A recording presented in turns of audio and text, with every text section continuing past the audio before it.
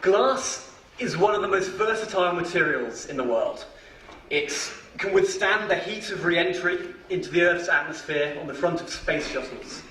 Each of us carry a slab of it in our pockets every day, covering our phones and some of the most advanced technology in the world.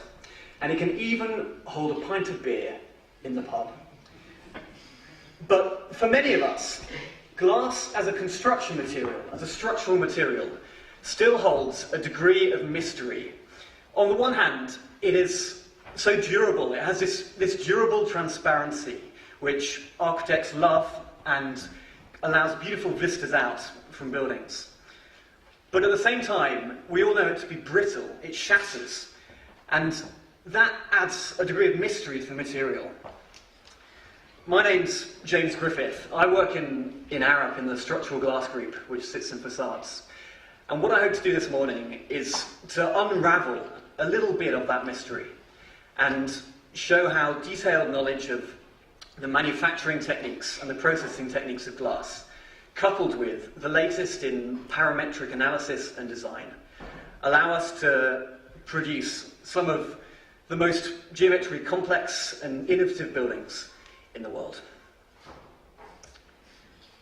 So, to begin with, I'm going to discuss a little bit about the manufacturing of glass. Glass, as a material, has been around since the sort of early Bronze Ages. It was they that discovered that melting down sand could produce this beautiful, transparent material. And initially it was used principally as jewellery or ornament.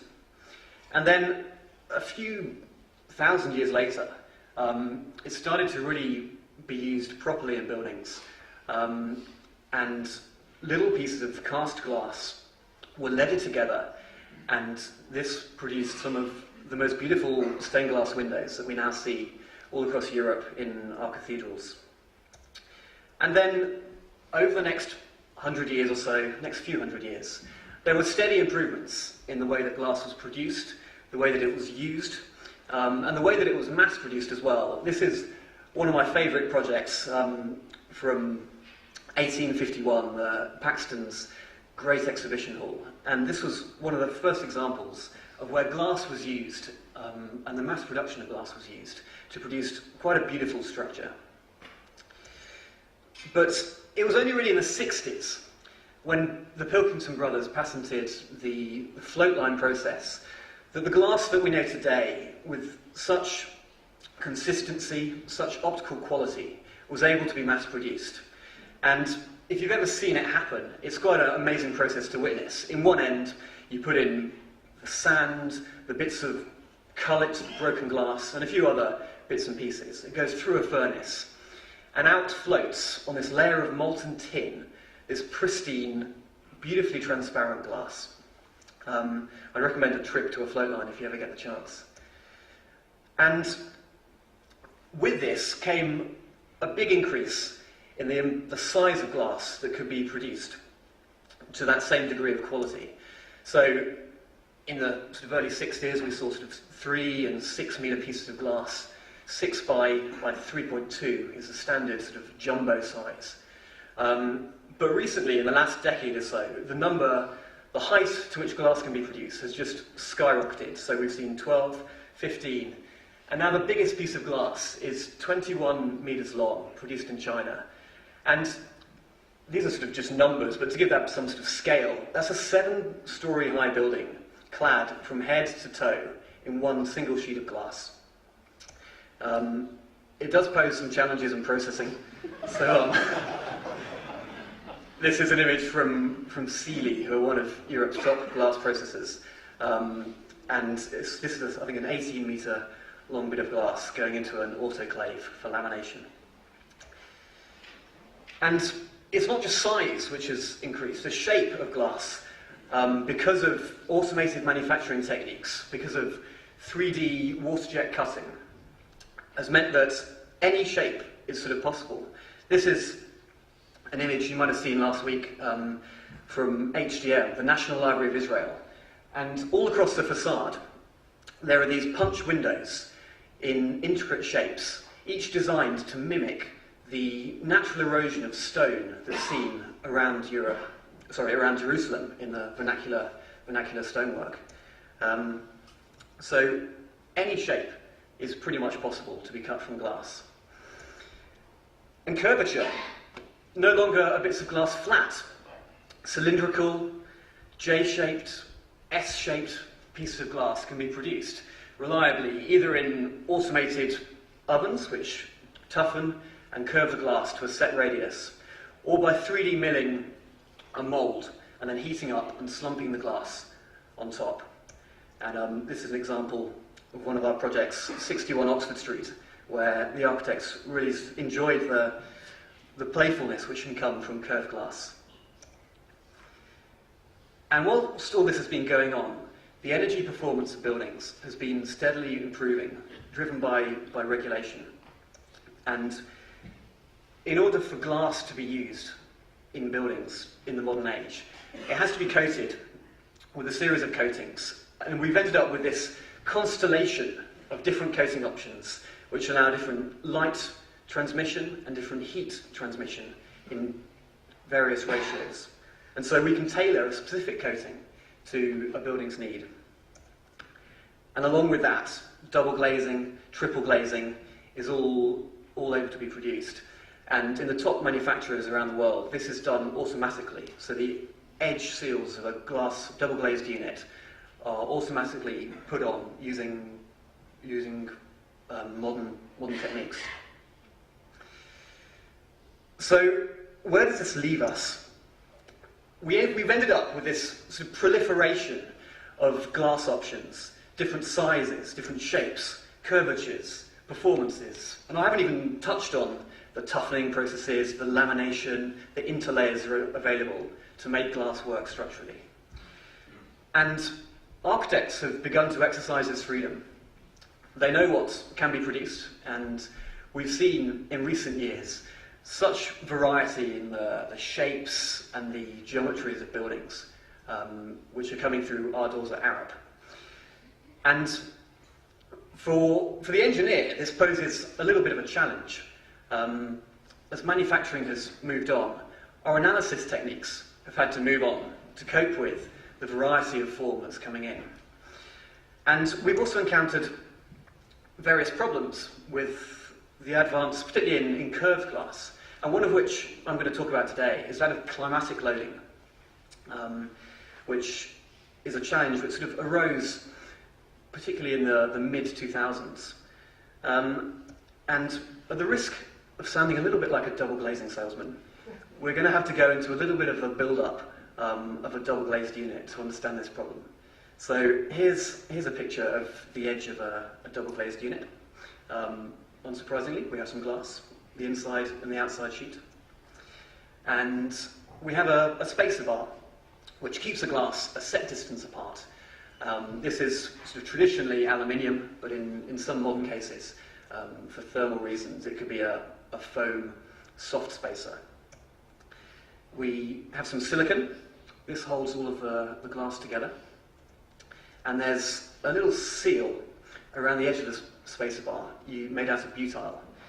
And this holds in place the gas inside the cavity. Usually this gas is air, but in some more exotic cases, it could be xenon or argon. And it's this gas inside the cavity which causes such trouble. Because, as many of us will remember from the school days, when we heat up a gas, it wants to expand. And if there's nothing surrounding it, the gas just expands. And we see this in the gas inside glazed units. So when a unit's manufactured, say in Germany or in Spain, the gas is sealed in at a fixed temperature and pressure. But then it's transported, and it's transported to a site, say in London here. And because of this movement, we get a change in temperature, there's a change in altitude potentially, there's a change in weather throughout the year, and a change in atmospheric pressure. And all these things mean that the gas inside the unit wants to expand or contract. And so for flat glass, this isn't really an issue structurally. We increase the pressure of the gas inside, and the glass just can bow out and relieve that pressure build-up.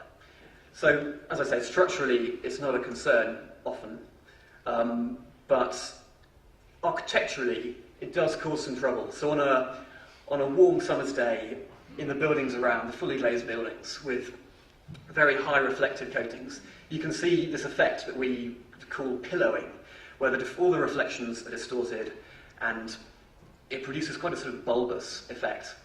And there are ways as designers which we can manipulate the glass build-ups to stop this happening. But for curved glass, the issues really start to appear.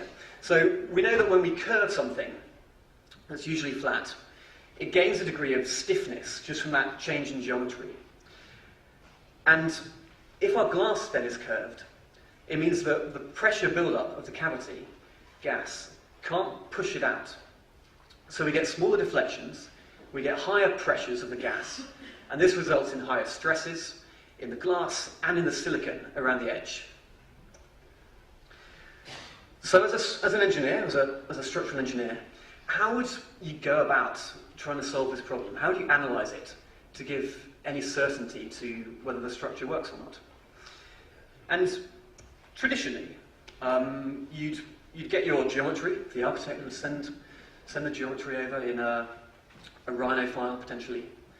You'd export that into a finite element package.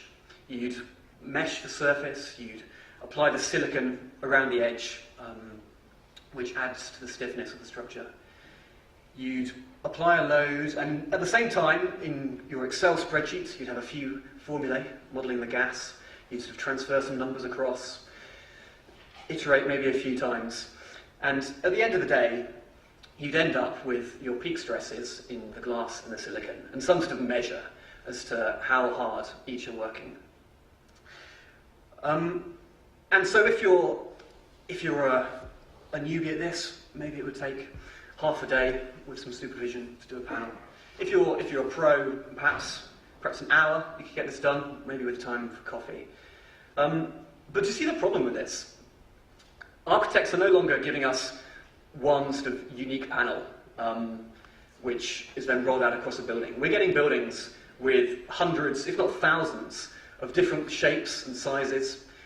And so if you're relying on this sort of traditional analysis to do your design, your only hope is to make some sort of guess as to where the worst case panel could be, run this analysis, and then sort of roll it out across the entirety of your building. So we're getting lots of over-design, and we could potentially be missing key areas where the glass is in danger. And so this was a situation when I joined out of uni a couple of years ago, and I was amazed that this task, which is so repetitive, which could potentially be automated, was being done manually each time. And so this was my first foray into the world of parametric analysis. And I want to discuss briefly about how we went about trying to solve this problem using the latest design techniques. So usually in the traditional sense, everything's linear. You get your surface, you then pass it into your finite element software, and there's nothing sort of recursive about that. It's a one-way system. But I wanted to make things circular. I wanted to get a panel, click it, have all the analysis run, and then visualize that on the very same shape within the geometrical environment. And so we set about trying to make this happen. So the geometry we got in Rhino and all set up in Grasshopper. And then we used a couple of different options to look at the structural analysis of this. One which we quite enjoyed exploring was Karamba. Many of you will know it. It's a finite element plugin which sits in the Grasshopper environment. And this allows all this structural analysis work to be done without ever leaving Grasshopper, which is quite useful. And the other one we've been exploring, particularly for more detailed models, is using Geometry Gym to export geometry to a strand text file. which then, using the API, again scripted in Python in Grasshopper, to run the analysis, read the results back, and then visualize them and optimize them in Grasshopper and Rhino. So this is a result. This is a panel from a project I'll talk about in a second. It's a curved panel. It's a complex sort of J shape, and we were able to click it. I'll show a little video.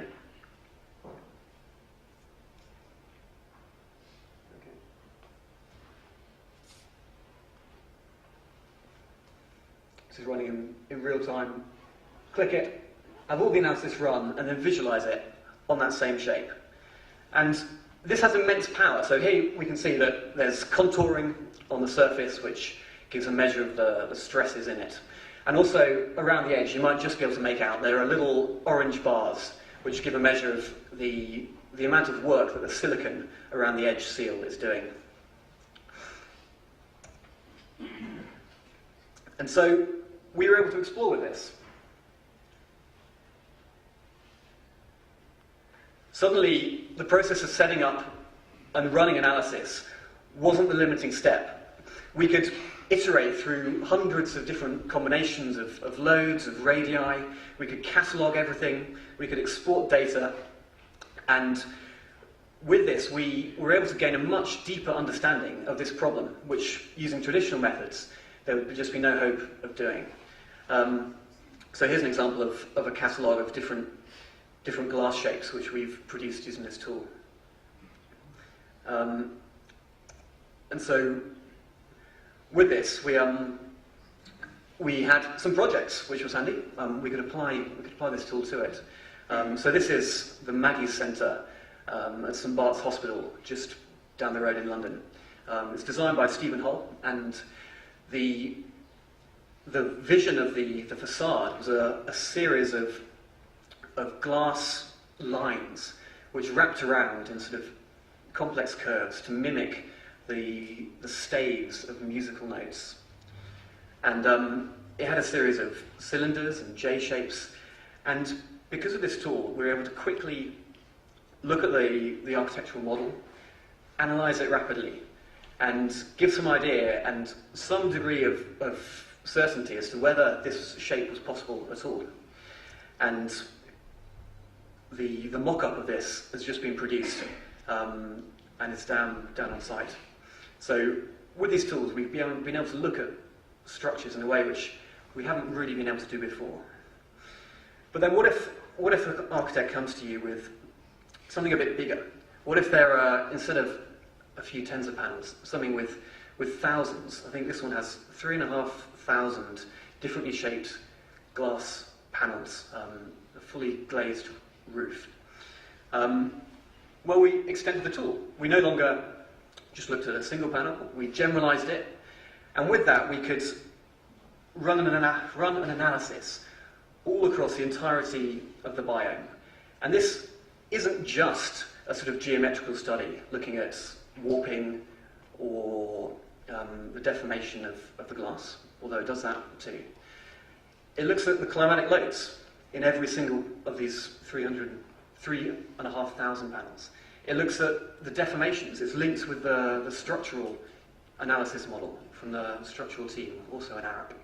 And so we could export the results of their analysis, run our script, and then bake this model, which we could then sit down with our structural team and interrogate, looking at where the panels are in danger, looking at key trends in the structure, and work together to produce a more optimal structure.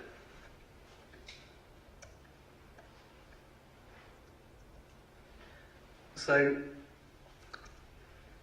this parametric analysis really boils down to just the automation of repetitive tasks. So climatic load calculations, structural glass calculations, analysis of warp, deformation studies. All of these things are things which engineers seem to repeat doing over and over again.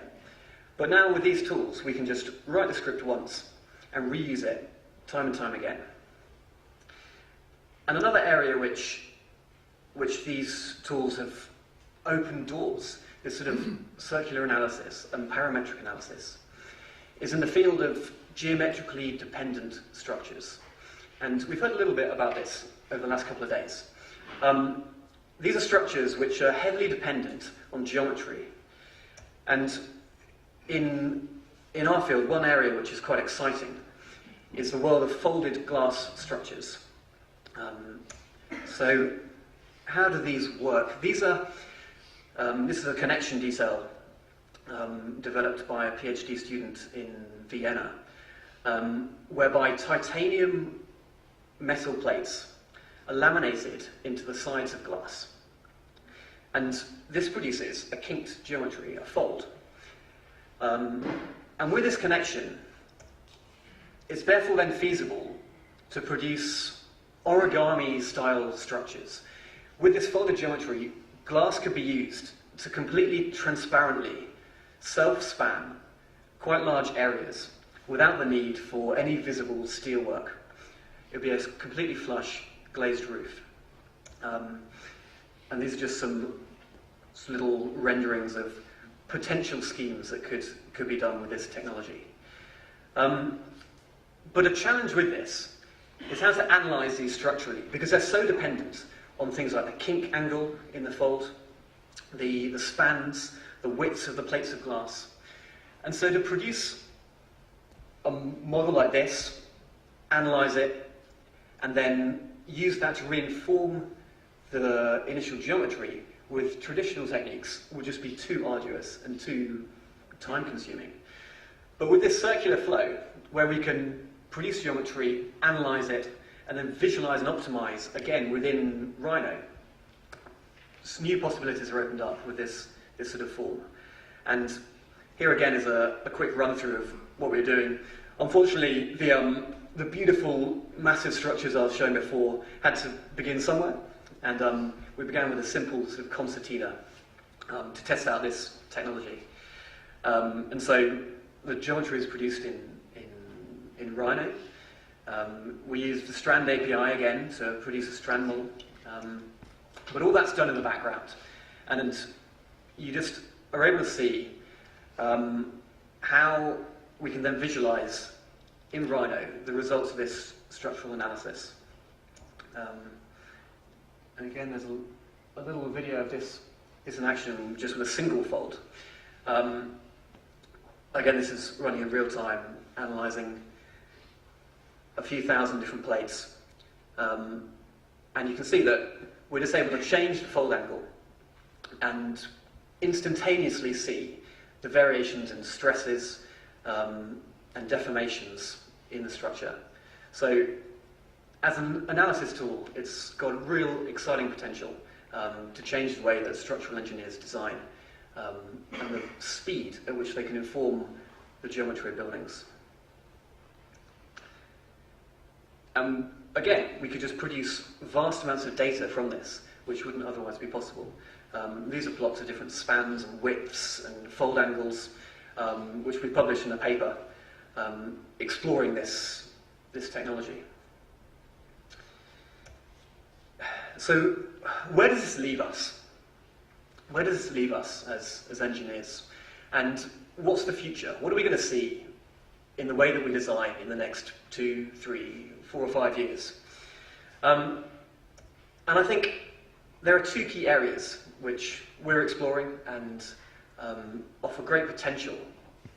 And the first, which I've been talking about today, is that of instantaneous design.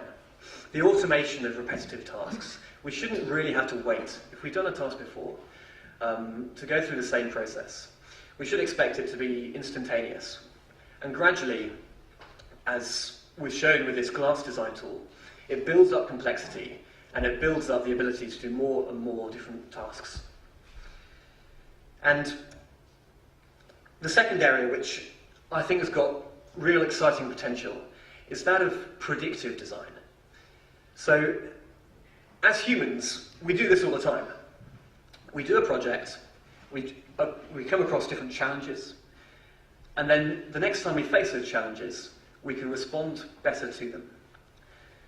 But what if our software could do that as well? What if every time we ran some analysis, we built a model, that model was stored, and the software was then able to learn for next time what it is we want to do. What if we could start building a model and the computer was able to tell us the answer already? And we're seeing this in machine learning. We're seeing this typing into Google every day. It can predict what we're typing and what the answer the computer thinks we need is done. So this offers real potential to generate designs without human intervention based on past experience.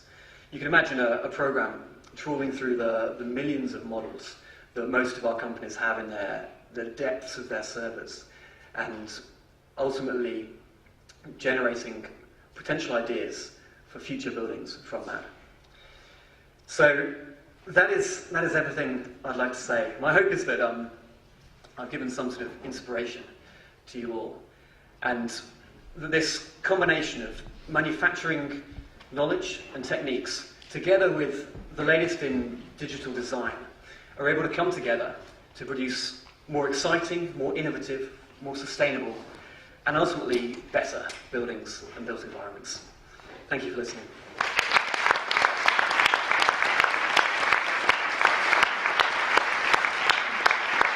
Thank you very much, James. I feel like you're a challenging us architect and expecting an origami glass building soon to come your way. We'll be happy to design it. Cool. Do you guys have any questions? Yeah.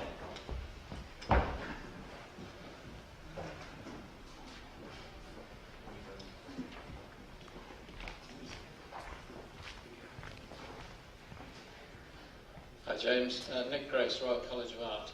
Yesterday we saw a demonstration of a bookshelf being virtually designed by the user and then made in Poland and CNC packed. Do you ever see that we could get to a stage where I could design my own origami conservatory without any help from you? Well, that's an interesting question. Clearly, we'll have the expertise that's needed to help produce the building. I think there will continue to be a use for engineers. I think a lot of it can be automated, but I think a degree of skill is still required to know what's going on within this automation process. And potentially in 100, 150 years, I could be, maybe not that long, maybe 20 or 30 years, I could be sort of digging myself a career grave with this this technology. But I think certainly in the meantime, engineers will still have a real use in designing buildings. I think the potential is very exciting. Someone could sit at home on their laptop, generate a building, have it all code compliant to every design code, checked and automated by a computer. You could click a button and the drones will fly in and print your building in your back garden. Planning process all approved automatically. Yeah, that's a few years away, I feel. Any other questions? Yeah?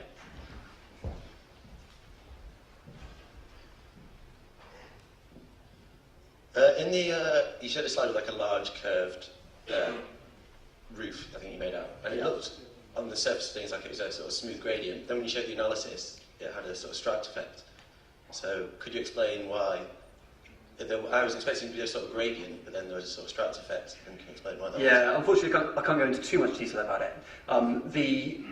The coloured image I showed wasn't of warp, it was of deformations of each glass pane.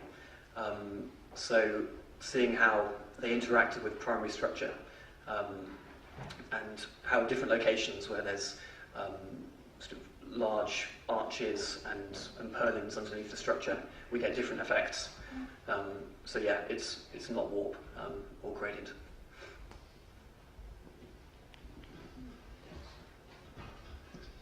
Hi James, thank you. Hi. Just wanted to know about the folded connections, particularly after you install and you want to replace them for any reason, broken or faulty. Is there any research on the, I know the PhD fellow was working on that. But is there any mechanism on the connections? Yeah, so as I say, it is a research project and sort of forward thinking. The great advantage of having these connections is that they work by interlocking.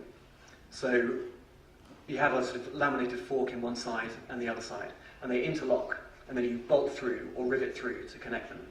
So potentially, if a glass panel did break, you'd have to prop up the structure. You'd remove that panel and replace a different panel. But if it could be designed to have some sort of redundancy, whereby if a panel is removed, it wouldn't sort of fold or unfold itself, shall we say, you could feasibly replace a different panel with a new one. Yeah.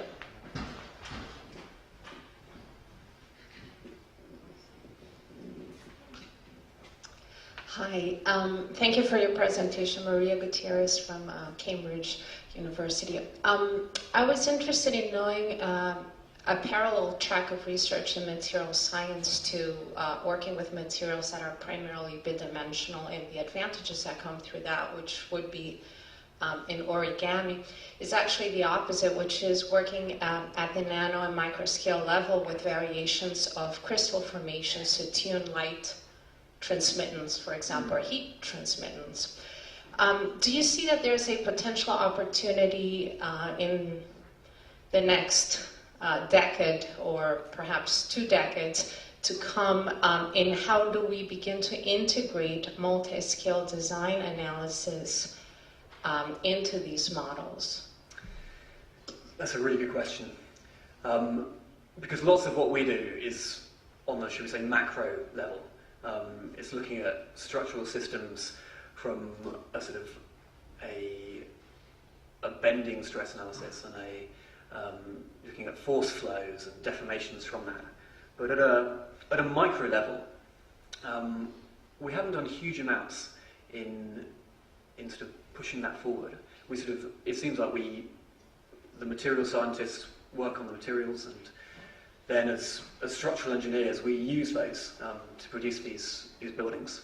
So I think there's definite potential, and I think we will see more integration, particularly as we're able to control that micro nanoscale process to a higher and higher degree of accuracy. So definite potential for collaboration, I think. Thank you.